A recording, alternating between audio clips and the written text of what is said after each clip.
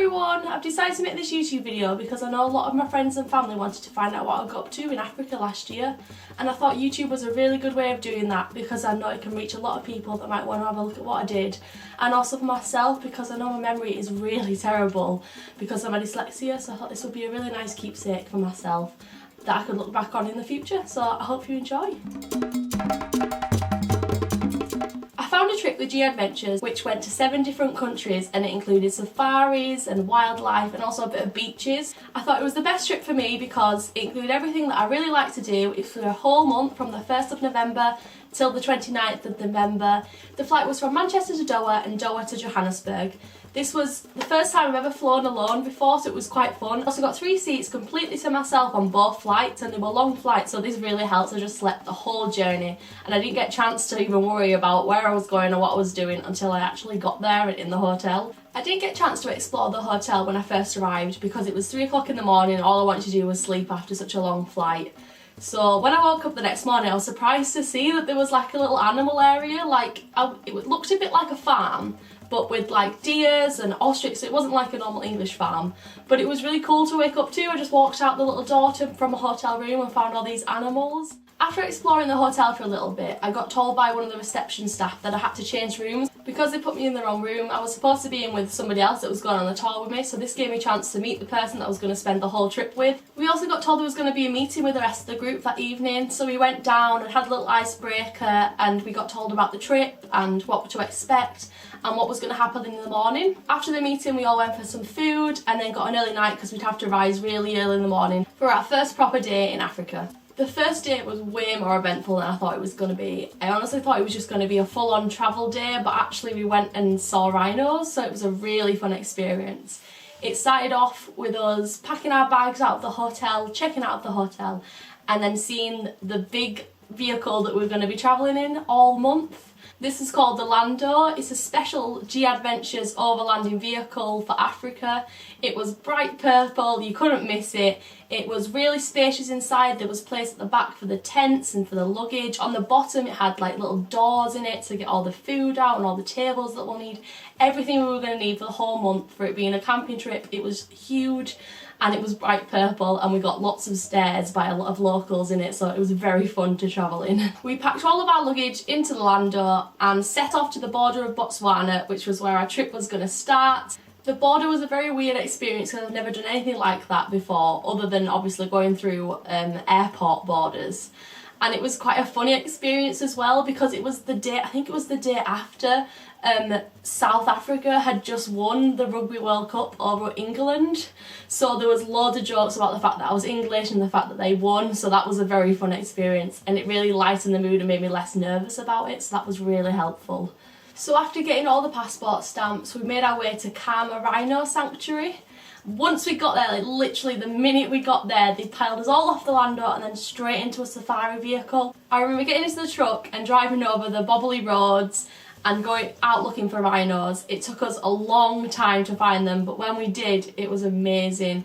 At one point we actually were able to stop and get out of the vehicle and go to this little it was kind of like a bird hide but for rhinos, so we all piled in. We all had to be as quiet as possible, which was very hard on the wooden floors. We found 5 rhinos drinking from a pool of water, and it was one of the best experiences of my life. I honestly don't think I will ever forget this moment. I don't think I took any videos, but there's a couple of pictures that I can show you now.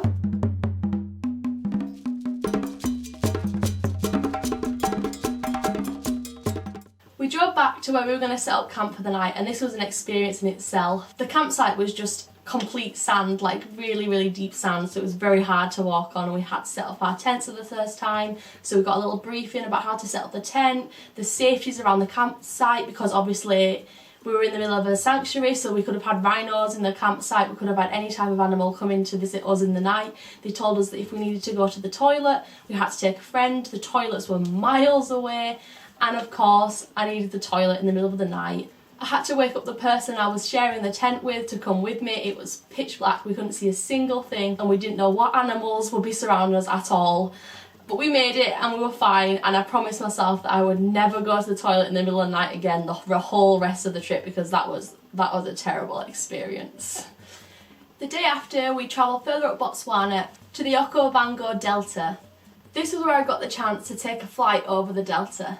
We went into the tiniest airport I've ever been to in my life, and it was really scary because I'm actually quite afraid of flying, but I think I've overcome that now because of this experience. We got put into groups of 3 with a pilot. We were in the tiniest plane ever, and it was really scary to see how small it was, but I got in and got over my fear.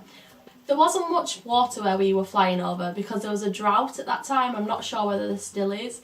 And a lot of it was dry, so we saw quite a few animals. We saw lots of elephants that looked really, really tiny, and this was one of the first times we actually saw elephants in this trip, and there was millions of them. Views were incredible, but it was quite scary being in such a tiny plane. It really turned your stomach, and at one point as well, just before we were about to land, we hit an air bubble and we all bashed our heads. It was very scary. I literally thought I was falling out of the sky, but the views were totally worth it. We could see for miles, we could see little villages that had been built in the Delta, and the mum was explaining about how people lived there, and it was also really cool to look at because we were going to spend a night in the Delta the next day, so we got a chance to see it from above until we actually went into it. This trip was filled with so many amazing things that I never thought I would get a chance to do, and this night in the Delta was one of those things for sure. We drove into the Delta until we got to a little bit of water where a load of people were stood getting ready to get into these little canoes. They told us that these little canoes had a special name and I can't remember how to pronounce it, so I thought I would just insert it here instead. We got introduced to a group of locals that were going to look after us for the night. They told us to sit in the front and they would stand at the back to steer the boat to where we were going to spend the night. On this little journey, I think it took us about 2 hours. We passed hippos, buffaloes, cows. It was a really cool experience, and we were very close to the water, so at times it was quite scary.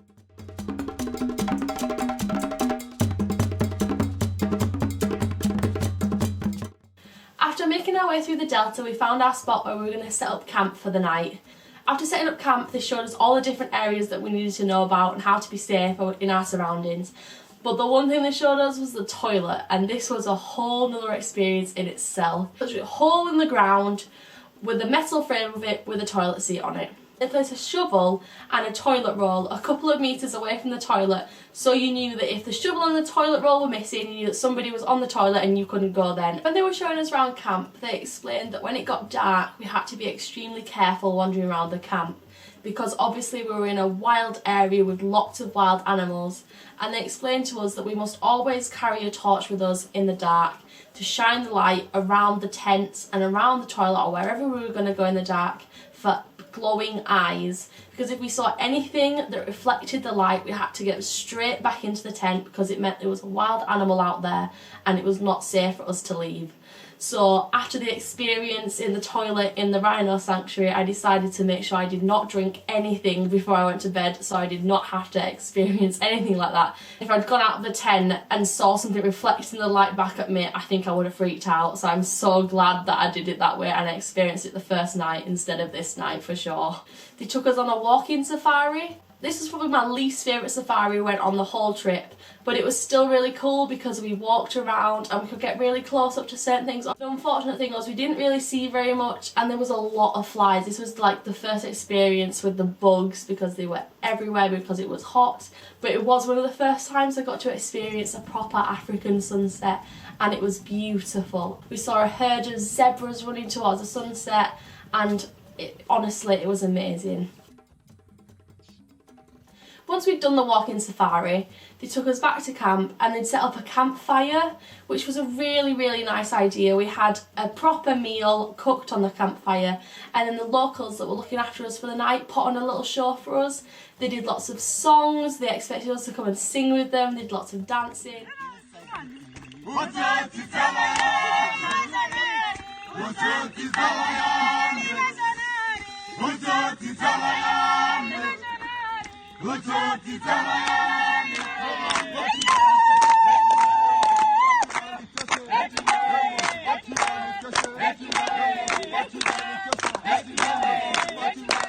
After the night in the Delta, we got back in the canoe and back to the Lando, where we travelled up to the Chobe River. On the way there, we went through the Elephant Highway, which is specially named because you see lots of elephants on the way. I only managed to get one video of this, but it was really cool. And I think it was the first time where we were really close to them and actually got to see them in person.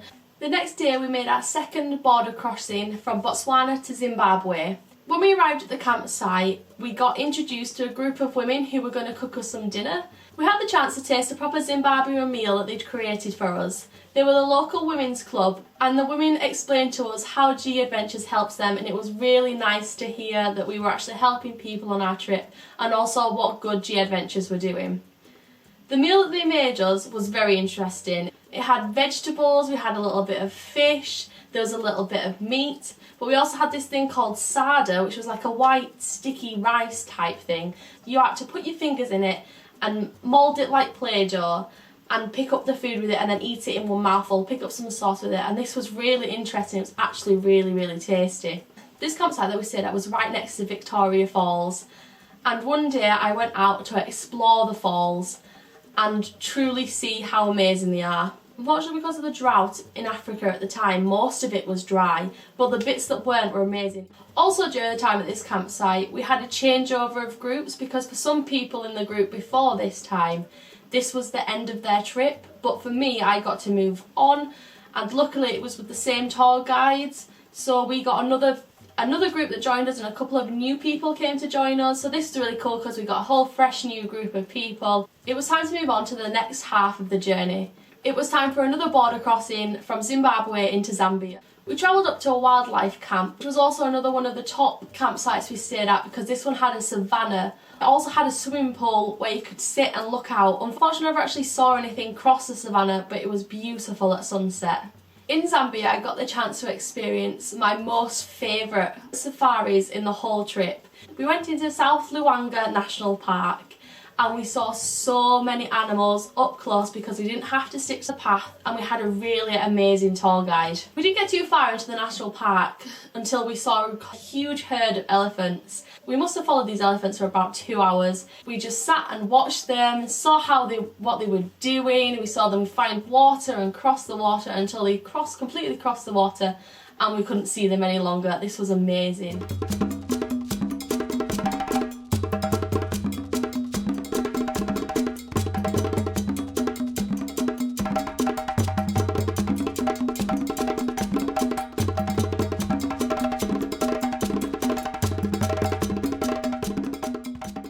Around a corner, I found a small leopard with a baby springbok in its mouth. It had literally just been killed. If we'd have been there a couple of seconds earlier, we would have seen the kill happen. The leopard was in one area, and then we found the parents of the baby springbok, and if you listen very closely to this next clip, you can hear the parent springbok yelling out for its child.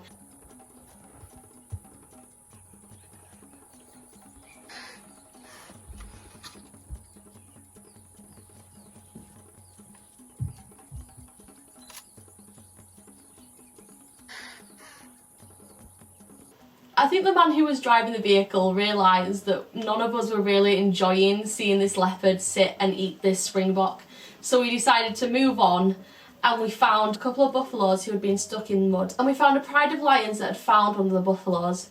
The man decided that we could stop here and have some snacks, and this was so weird because we sat eating popcorn with a drink while these lions were sat eating this buffalo. The man told us that the lions would stay here for the next couple of days because they had a source of food and they were in a safe environment. He also realised that because of this situation there might be some hyenas around, so we then went searching for hyenas and we found loads of them. After finding one quite close up, I didn't realise how ugly they actually were in person, but they are pretty bad looking. I never went to Africa thinking that I wanted to see a hyena, but this was one of the highlights of the trip. I've decided to end this video here as a nice halfway point, so I can upload the next half next Sunday, find out what I got up to when it rained in Zanzibar, and also my amazing experience in the Serengeti National Park. If you like this video, if you enjoyed it. Also, don't forget to subscribe so you don't miss next week's video. Thank you so much for watching. Don't forget, next video next Sunday.